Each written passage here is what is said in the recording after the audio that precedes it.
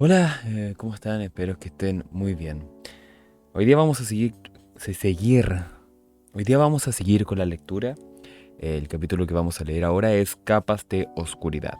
Vamos en la página 86, así que démosle. Nunca tuvo conciencia de cómo se arrastró hasta su cama. El día dejó de existir para Erdosain. Cerró los ojos obedeciendo a la necesidad de dormir que reclamaban sus entrañas doloridas. De tener fuerza se hubiera arrojado a un pozo.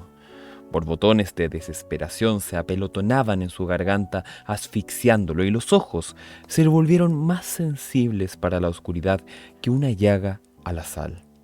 A instantes rechinaba los dientes para amortiguar el crujir de los nervios enrijecidos dentro de su carne que se abandonaba con flojedad de esponja a a las olas de tinieblas que deyectaban su cerebro.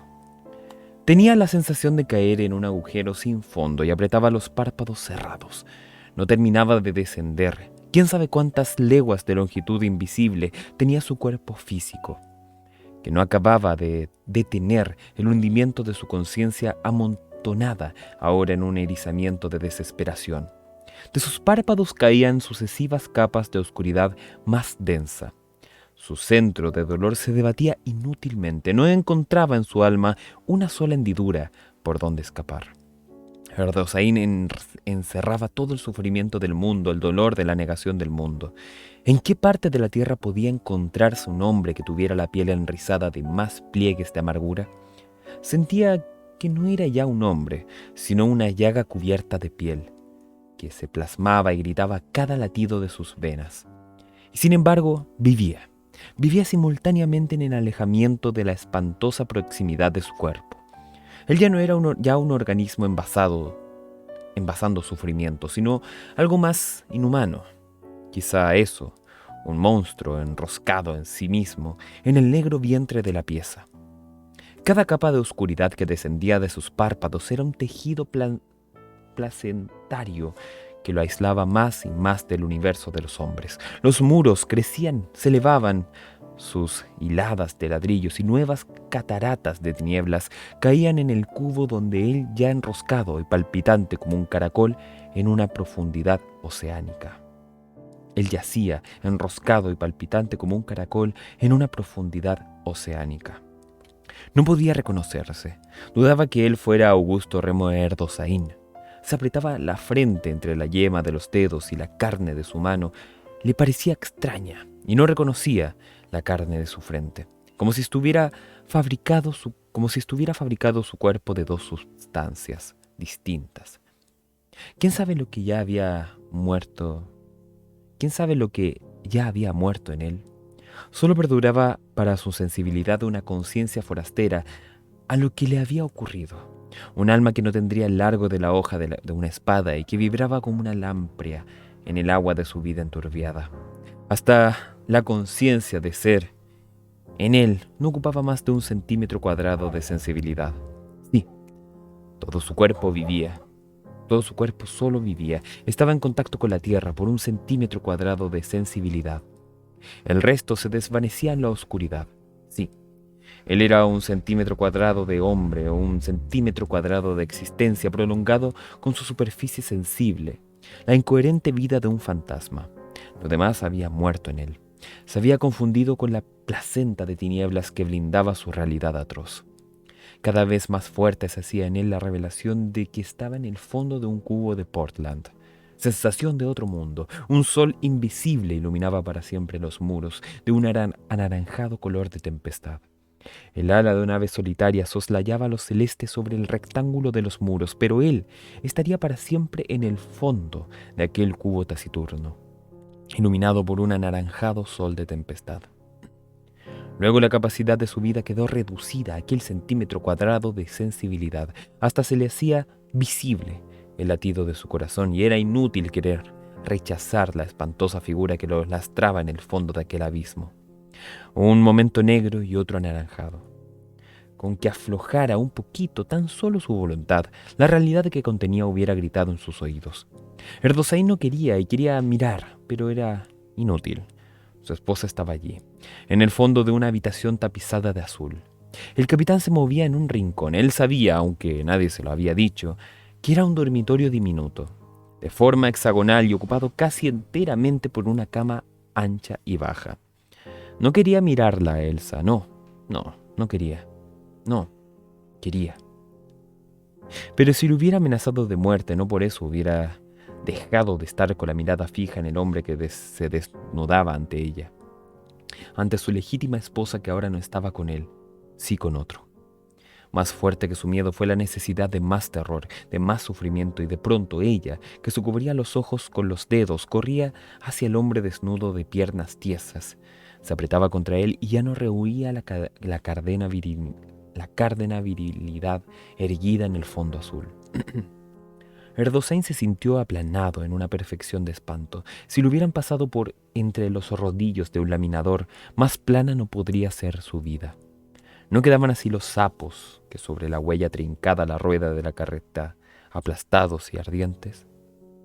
Pero no quería mirar, tan solo quería que ahora viera con nitidez cómo Elsa se apoyaba sobre el cuadrado pecho velludo del hombre, mientras que las manos de él recogían las mandíbulas de la mujer para levantar el rostro hacia su boca. Y de pronto Elsa exclamaba: «Yo también, mi querido, yo también». Su semblante había enrojecido de desesperación. Los vestidos se atorbellinaban en torno del triángulo de sus muslos blancos como la leche, y con los ojos extasiados en el rígido músculo del hombre que temblaba. Ella descubrió la crin de su sexo, sus senos erguidos. ¡Ah! ¿Por qué miraba? Inútilmente Elsa, sí. Elsa, su legítima esposa, trataba con la mano pequeña de abarcar toda la virilidad en una caricia. El hombre, bajo el aullido de su deseo, se apretaba las sienes, se cubría los ojos con el antebrazo, pero ella, inclinada sobre él, le clavaba ese hierro candente en los oídos. «Sos más lindo que mi esposo. Qué lindo que sos, Dios mío». Si lentamente le hubieran torcido la cabeza sobre el cuello para atornillar en su alma profundamente esa visión atroz, no podría sufrir más. Padecía tanto que de interrumpirse ese dolor, su espíritu estallaría como un shrapnel. ¿Cómo es que el alma puede soportar tanto dolor? Y sin embargo quería sufrir más. Que encima de un tajo le partiera el dorso con un hacha en varias partes. Y si en 4 trozos lo hubiera arrojado a un cajón de basura, hubiera continuado sufriendo. No había un centímetro cuadrado de su cuerpo que no soportara esa altísima presión de angustia. Todas las cuerdas habían roto bajo la tensión del espantoso torno, y repentinamente una sensación de reposo equilibrio sus miembros. Y repentinamente una sensación de reposo equilibrio sus miembros. Debería ser como equilibrio. Bueno. Ya no deseaba nada. Su vida corría silenciosamente cuesta abajo, como un lago después del quebrantamiento de su dique, y sin dormir, pero con los párpados cerrados. El desvanecimiento lúcido era más anestésico para su dolor que un sueño de cloroformo.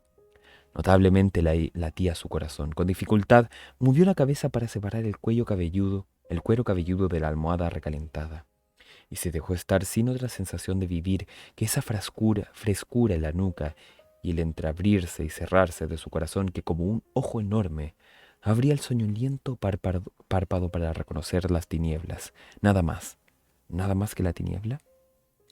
Elsa estaba lejos de su memoria, que en esa hipnosis transitoria le parecía mentira haberla reconocido. ¿Quién sabe si existía físicamente? Antes podía verla, ahora tenía que hacer un gran esfuerzo para reconocerla. Y apenas la reconocía. La verdad es que ella no era ella, ni él era él. Ahora su vida corría silenciosamente cuesta abajo. Se sabía en un retroceso de años. Se sentía en un retroceso de años. El niño que miraba un árbol verde sombreado al desaparecer continuo de un río entre algunas piedras con manchas rojas. El mismo era una cascada de carne en las oscuridades. Vaya a saber cuándo terminaría de desangrarse, y solo era notable el cerrarse y entreabrirse de su corazón, que como un ojo enorme abría su párpado soñoliento para reconocer la oscuridad. El foco eléctrico de la mitad de cuadra filtraba por una hendidura de un ramalazo de plata que caía sobre el tul del mosquitero. Su sensibilidad se recobraba dolorosamente. Él era Erdosain, se reconocía ahora, arqueaba con un gran esfuerzo la espalda. Por debajo de la puerta que cerraba la entrada al comedor se distinguía una franja amarilla. Se había olvidado de apagar la luz. Él debía... no. Elsa se ha ido. Él debe 600 pesos con 7 centavos al Limited Azucarer Company. Pero no, ya no los debe. Si tiene un cheque. La realidad. El oblicuo paralelogramo de luz que llegaba desde la calle a platear el tul del mosquitero era la noción de que vivía como antes, como ayer, como hace 10 años. No quería ver esa raya de luz como cuando era pequeño, no quería ver esa claridad que estaba allí, aunque sabía que no había fuerza humana que pudiera espantar esa realidad. Sí, semejante a cuando su padre le decía que al otro día le iba a pegar. No era lo mismo ahora. Aquella otra claridad era azulada, esta de plata, más tan estridente y anunciadora de lo verdadero como la luz antigua. El sudor le humedecía las sienes y el cerco de cabellos. Elsa se había ido. ¿Y no vendría más? ¿Qué diría Barsut? Listo. Terminamos el capítulo, ahora viene la bofetada. Terminamos en el capítulo 93. ¿Seguimos o no? Seguimos ya, seguimos. Vamos con el capítulo de la bofetada. De pronto alguien se detuvo frente a la puerta de la calle. Erdosain comprendió que era él y saltó de la cama, como de costumbre. Barsut golpeaba tratando de no hacer ruido. Enroquecida la voz, Erdosain le gritó: «Entra. ¿Qué haces que no entra?» Cargando el cuerpo sobre los talones entró Barsut. «Ahora voy», le gritó Remo mientras el otro entraba al comedor.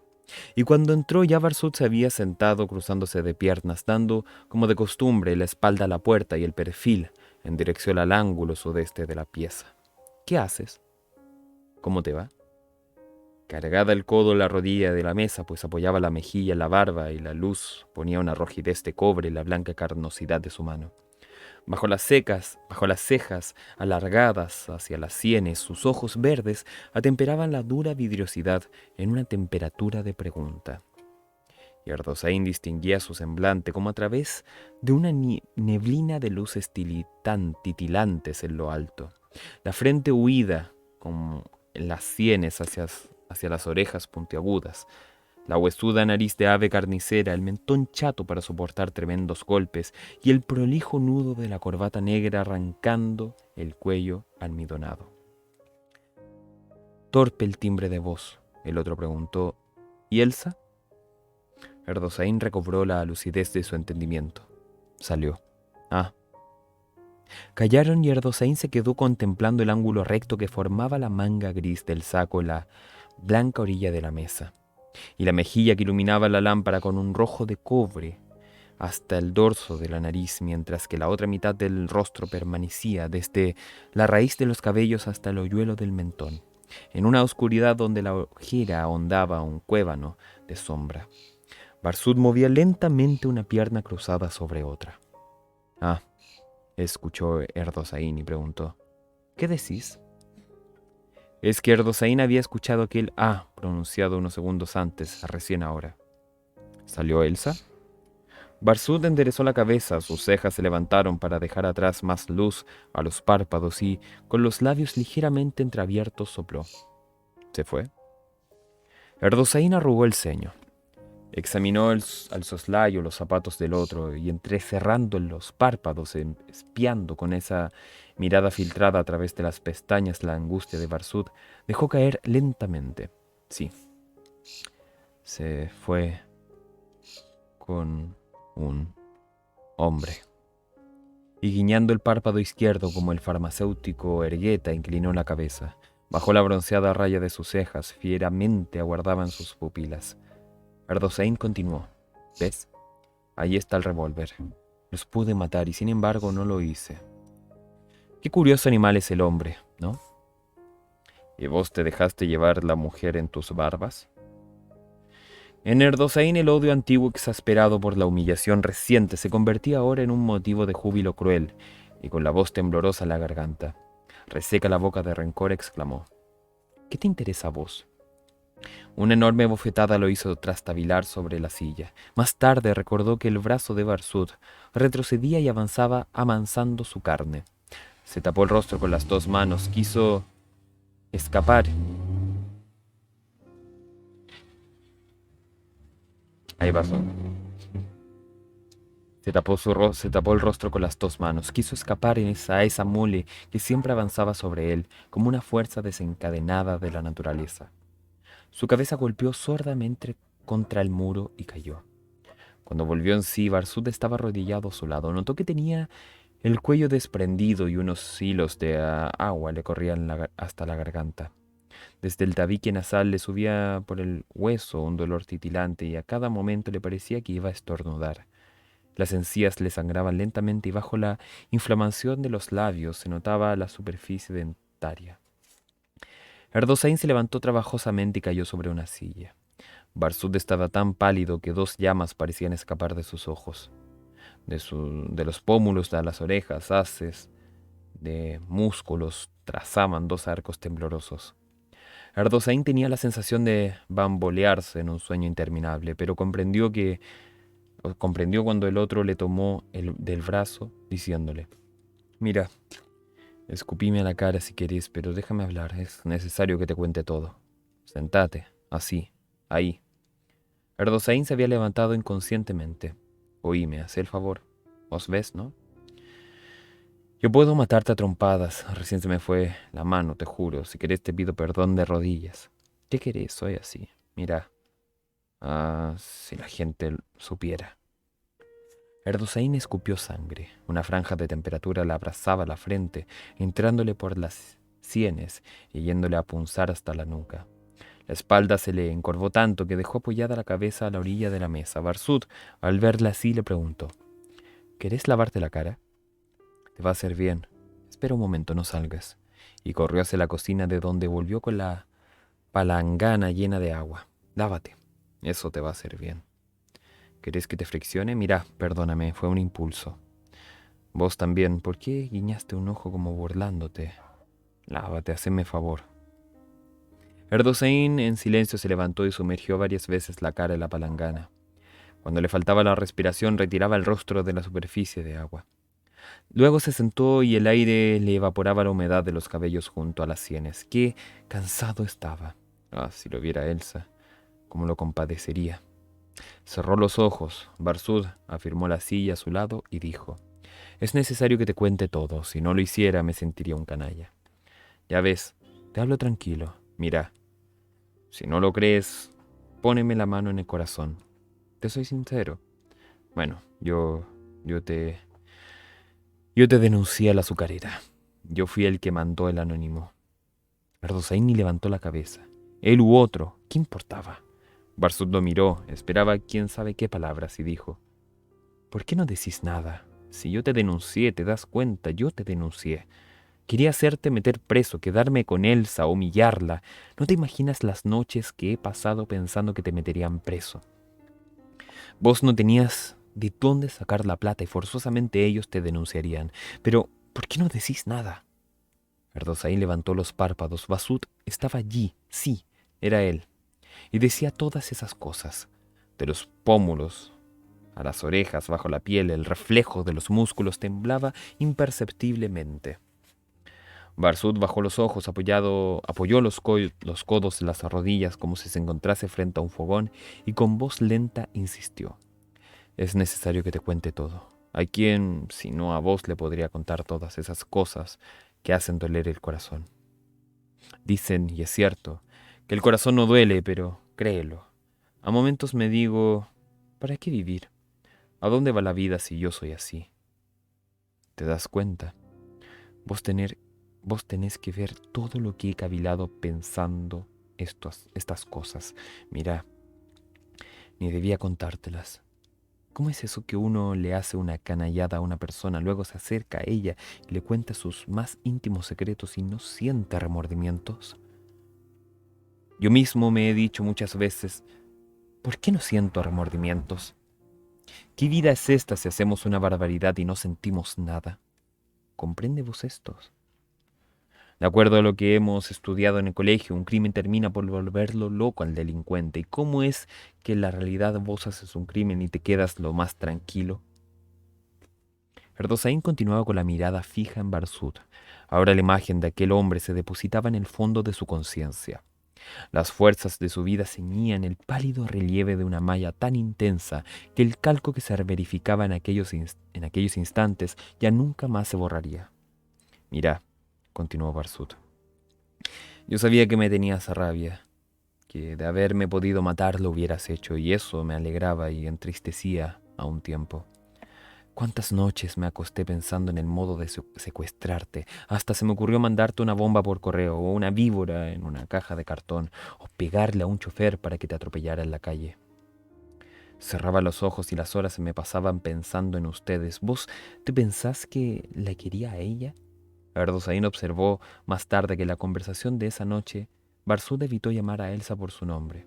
No, no la he querido nunca, pero me hubiera gustado humillarla, ¿sabes? Humillarla porque sí, verte a vos hundido para que ella me pidiera de rodillas que te ayudara. ¿Te das cuenta? Nunca la he querido. Si te denuncié fue por eso, para humillarla a ella, que siempre fue tan orgullosa conmigo. Y cuando vos me dijiste que habías defraudado a la azucarera, una alegría salvaje me revolvió las entrañas. Y no terminabas de hablar cuando yo dije, bueno, vamos a ver ahora dónde termina su orgullo. Erdosaín dejó escapar la pregunta, ¿pero vos la querías? No, no la he querido nunca. Si supiera lo que me ha hecho sufrir, si supieras lo que me ha hecho sufrir, quererla yo a ella, que nunca me dio la mano. Cada vez que me miraba me parecía que me escupía a la cara. Ah, vos fuiste el marido, pero nunca la conociste. ¿Qué sabes vos qué mujer es ella? Mira, te podría ver morir y no tendría un gesto de lástima. ¿Te das cuenta? Me acuerdo. Cuando la casa Astraldi quebró y ustedes se quedaron en la calle, si ella me hubiera pedido todo lo que yo tenía, se lo hubiera dado. Le hubiera dado toda mi fortuna para que me dijera gracias. Nada más que gracias.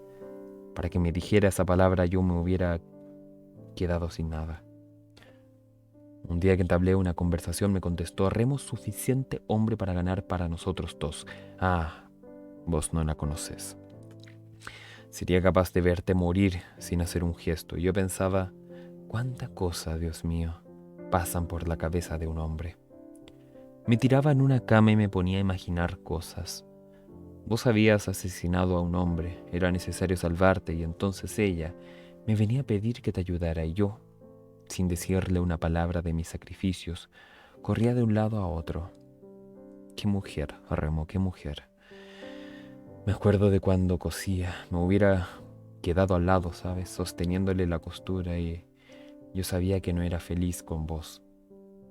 Lo vería en su cara, en su cansancio, en su sonrisa. Erdosaín recordó las palabras que él se había pronunciado hacía una hora. No importa, estoy contenta. ¿Te das cuenta de tu sorpresa, Remo? Estás solito de noche, estás solo. De pronto, cric, la puerta se abre y soy yo que he venido. Barsud continuó. Y claro, yo me preguntaba qué era lo que le hacía soportar la vida a tu lado, al lado de un hombre como vos. Yo vine a pie sola por las calles oscuras buscándote, pero vos no me ves, estás solo, la cabeza. Erdosaín sentía que las ideas se le atorbellinaban en la superficie del cerebro como un remolino de agua. El cono gigante hundía la espiral hasta la raíz de sus miembros, torbellino cuyo roce suave arrancaba a su alma una ternura dolorida, nueva. Qué buenas las palabras de Elsa, qué extraordinario contenido. Siempre te quise. Ahora también te quiero, nunca. ¿Por qué nunca me hablaste como esa noche? Siento que te voy a querer toda la vida, que el otro a tu lado es la sombra de un hombre. Erdosaín tenía ahora la certidumbre de que estas palabras salvaban para siempre su alma, mientras que Barsud amontonaba una envidiosa angustia. Y yo hubiera querido preguntarle a ella qué es lo que encontraba a tu lado, abrirte el pecho delante de ella y demostrarle hasta cansarla que vos eras un loco, un canalla, un cobarde. Te juro que digo estas palabras sin rabia. Lo creo, repuso Erdosaín. Ahora mismo yo me pregunto mirándote, ¿con qué ojos mira una mujer a un hombre? Eso es lo que nunca sabremos, ¿no te parece? Vos para mí eras un desgraciado al que de un revés se lo saca uno de delante, pero para ella, ¿quién eras vos? Ese es el punto oscuro. ¿Lo supiste alguna vez? Decime francamente, ¿supiste vos en tu corazón que qué hombre eras para tu mujer? ¿Qué es lo que ella vio en vos para sufrir tanto a su lado y soportarte como lo hizo? Qué gravemente conversaba Barsud. Sus enroquecidas preguntas requerían una contestación. Erdosain lo sentía en sus inmediaciones no como un hombre, sino precisamente como a un doble, un espectro de nariz huesuda y cabello de bronce que de pronto se había convertido en un pedazo de su conciencia, ya que como ésta en otras circunstancias, él ahora le dirigía las mismas preguntas. Sí, era probable que para vivir tranquilo fuera necesario exterminarlo y la idea se reveló fríamente en él. Semejante a una espada entrando en un bloque de algodón, diría más tarde Erdosain. Barsud remotamente se imaginó que en aquel instante Remo acababa de condenarlo a muerte. Explicándole luego las circunstancias de esa concepción, Erdosain me decía: ¿usted ha visto a un general en un campo de batalla? Pero para hacerle más accesible mi idea le diré como inventor. Usted busca durante cierto tiempo la solución de un problema. Usted sabe que tiene la seguridad de la clave, el secreto está en usted, pero no lo puede conocer. Tan cubierto está el secreto de capas de misterio. Y un día, en el momento más inesperado, de pronto, el plan, la visión completa de la máquina, aparece ante sus ojos, deslumbrándolo con su fácil exactitud. Es algo maravilloso. Imagínese un general en un campo de batalla, todo está perdido y de pronto clara, precisa, se le aparece una solución que jamás había soñado concebir y que, sin embargo, tenía allí, él al alcance de su mano, en el interior de sí mismo.